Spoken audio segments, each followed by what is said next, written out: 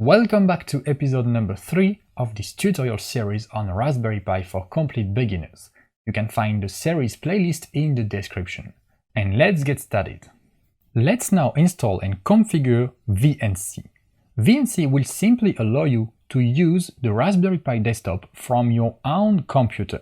And this is great, so you don't need to only use the terminal with command lines, and you also don't need to have a monitor plugged to your Pi. Even if you have a monitor, you will see that it's much more convenient to work without it and to work just from your computer with a remote connection. And the reason why we have set up SSH just before is simply because we need to access the Raspberry Pi through SSH so we can set up VNC. So how to set up VNC? Well, first make sure that you are connected to the Raspberry Pi, so you should have something like this in the command line. Note that you can exit SSH by typing here exit and press enter, and now you can see I am back to the terminal on Windows. So I will type the command again, SSH pi at the IP address I have found before, 192.168.31.76. So make sure that you use the same username you've put during the installation, and make sure you use the IP address that you have found before. Then I put the password, and so make sure you've put the password you have also put during the installation. Alright, and I'm back to the Raspberry Pi. Now what I will do is I will do sudo space raspi-config. What does it mean? Well, it means I'm gonna open the configuration of the Raspberry Pi, and sudo is here to get the admin rights, so the administrator privileges. So you type this exactly and then you press enter, and you will have something like this. So you will have a menu that looks like this. And so you can navigate in this menu using the arrows from the keyboard, okay? Up and down, you can see, and right to go to select and finish, okay, and left to come back here to the menu. And we are going to go first on interface options and then on VNC. So you find interface, VNC, you press enter to validate. And then you can see, would you like the VNC server to be enabled? So I'm gonna go on yes and press enter. Okay, the VNC server is enabled. I also press enter, and then I'm gonna go with the right arrow to go to finish. I press enter, and now VNC is enabled. And what I'm gonna do now is I'm gonna reboot the Raspberry Pi. So I will do sudo and then space reboot, and then I press enter. And when I do this, the Raspberry Pi is gonna reboot. And now if you can see, if I press enter, well, the command line is not answering. It is a bit stuck. So you will wait until the command line is not stuck anymore. It means that the Raspberry Pi has reboot and that you can connect to it again. Okay, so you can see now the connection has been reset. So maybe you need to wait a bit more, let's say 20 seconds to 1 minute. Okay, so if you can't connect back to the Raspberry Pi, wait a bit more. Maybe it needs time to boot, connect to the Wi-Fi, and be ready to accept an SSH connection. Okay, so now I think enough time has passed. What I'm gonna do here, I'm not gonna type the command again, I'm just gonna use the up arrow, okay, to go back to the previous command. And I'm gonna press enter, and I'm gonna put the password. And I am back to the Raspberry Pi. So I'm gonna type again sudo raspi-config, with a dash here, and then press enter, and I am back to this menu. So enabling VNC is not the only thing we need to do. There are just a few more steps so that everything will work fine. So now you can go on system options, so you just press enter here, go to boot auto login, press enter, go to desktop auto login. So by default, maybe it's going to be console login, which means you don't have the desktop enabled. You can choose desktop so that you can boot on the graphical desktop, because if you try to get access to the desktop with VNC and the desktop is not enabled, well, that's not gonna work. So you can choose desktop or even desktop auto login, which will make sure that you directly get access to the desktop. You don't need to log in before. And that's the one I'm gonna choose here for simplicity. So you press enter here, okay, and then you go right arrow, finish, and you can see here it's asking you directly, would you like to reboot now? So let's do yes again, and let's wait a few more seconds. Okay, and if it still hangs here, okay, if it doesn't go back to this line, you can also try to press enter a few times until you have this connection reset.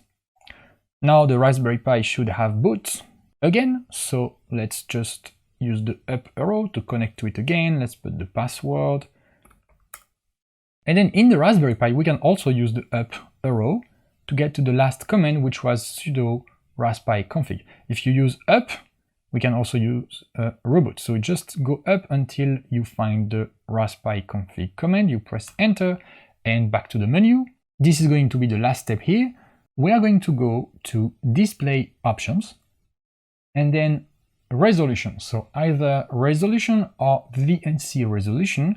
So you find this, you press enter, and well, the thing is that there is a default resolution that maybe will pose some problems and you will not be able to get access to the desktop for some weird reasons, right? So basically what you need to do is to set up a resolution manually by yourself by choosing one of those resolutions. So which one to choose? Well, actually, I would recommend to choose the resolution that is closer to the resolution you currently have on your computer screen.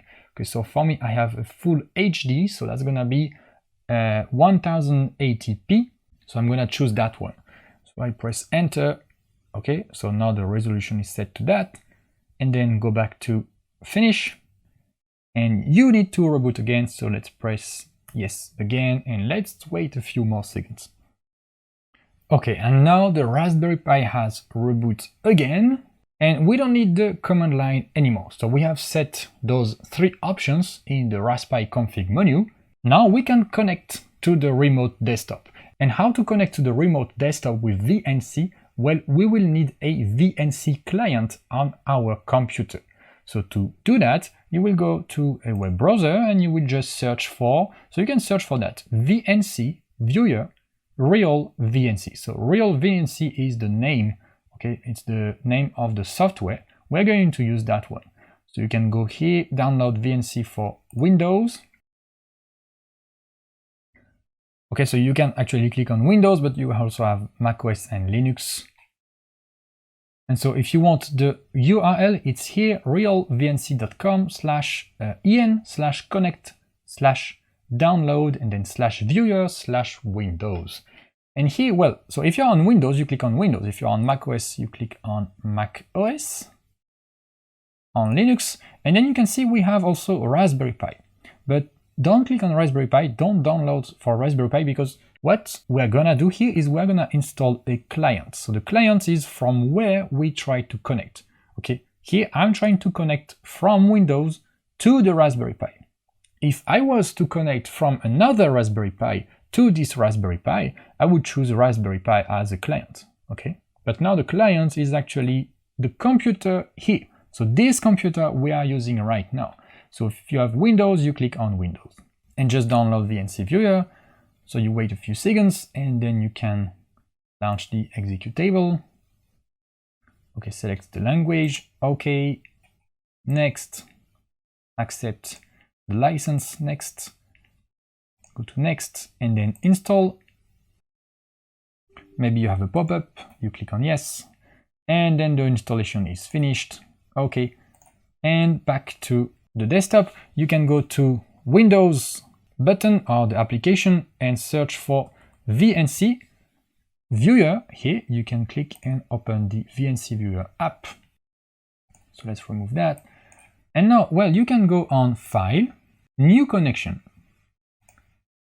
And here you will need to put the IP address of the Raspberry Pi. And so once again, make sure that your computer is connected to the same Wi-Fi as the Raspberry Pi. Okay, make sure you have not changed the Wi-Fi on the computer. And so the IP address for me was 192.168.31.76. I'm gonna put a name. This doesn't really matter here, just name. I'm gonna put Raspberry Pi, and then you can just leave everything like this. Okay, and then you simply double click. Okay, it may ask you to confirm that you want to continue. And then you need to put a username and a password. So the username for me was Pi. So you put the same username as you've put before to connect to SSH and the same password. Then if you want, you can also click on remember password, so it's not going to ask you every time. And just if you ever modify the password on the Raspberry Pi, you will have an error trying to connect and you will need to provide the new password. So I click on OK. And well, what is this? That's the Raspberry Pi desktop. You are now connected to your Raspberry Pi and you have access to the desktop. So you can use the Raspberry Pi as a normal computer directly, remotely from your own computer. And we are going to finish the configuration. So just a few last steps before you can use the Raspberry Pi. So you can also go here and select full screen. And now I am full screen on the Raspberry Pi. What I am going to do is I'm going to click on the Raspberry icon here, and this will open the menu. So you can see the menu bar is actually on top. Okay, on Windows it's at the bottom, maybe on Ubuntu it's on the left. Well, here it's on top. You will go to Preferences, and then I'm gonna go to Appearance Settings first. Okay, this is optional, but this will allow me to have, so if I go to Taskbar, I will put a larger taskbar. Okay, you can see it's a bit bigger for you to see in the course.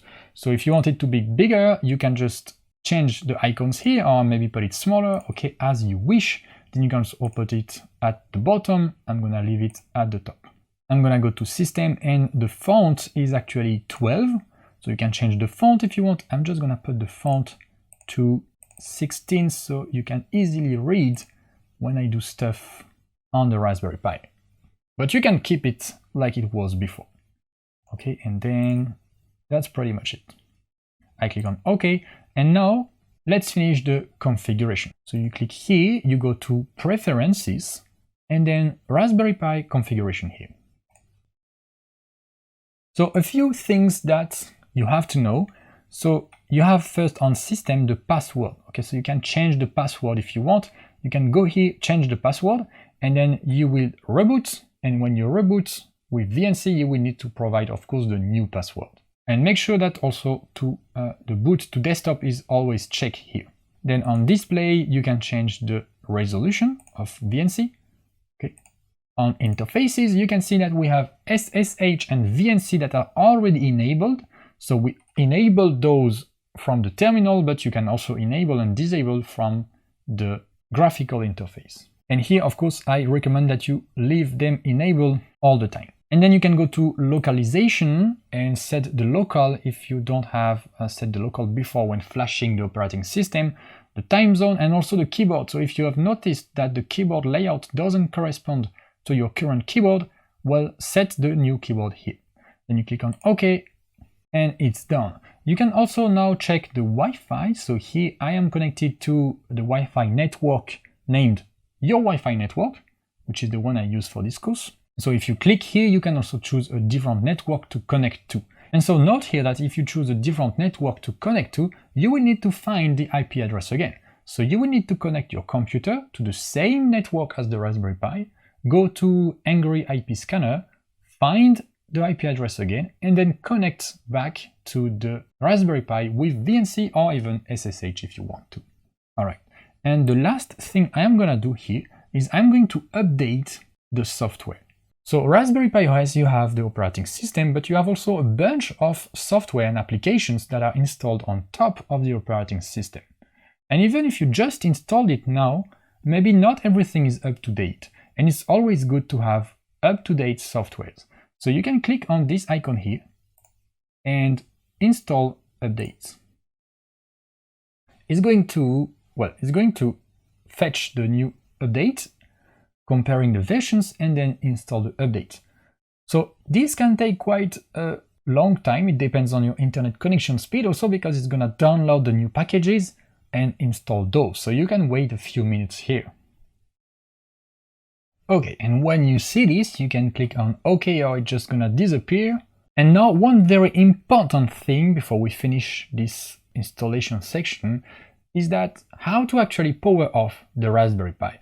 Well, like your computer, you don't just switch off the power on your computer. You first shut it down properly using the menu, and then you remove the power. Okay? If you just remove the power like that on the Raspberry Pi, well, this may lead to some problems. For example, your SD card could be corrupted and the next time you boot, it's not gonna work. So how to power off the Raspberry Pi? You go here on the menu and you click on Shutdown, okay, and then you can click here on Shutdown. After you click on Shutdown, the Raspberry Pi is gonna shut down. So let's do this. If you are on VNC, you're gonna lose the connection. You can see now we lost the connection. And then you wait maybe half a minute, up to 1 minute, and the Raspberry Pi should be completely shut down. So the physical green light on the Raspberry Pi board should not blink anymore, and the red light, of course, is still on because that's the power. And now you can remove the power supply. And then when you want to boot the Raspberry Pi again, you make sure that you have the SD card connected first, and then you plug the power supply cable. And well, great, you have now successfully installed Raspberry Pi operating system. Alright, that's the end of this episode. If you found it useful, you will definitely like my full complete course on Raspberry Pi named Raspberry Pi for Beginners. This course contains 10 hours of hands-on video lessons. You can find the link in the description. Thank you for watching, see you in the course or in the next tutorial of the series.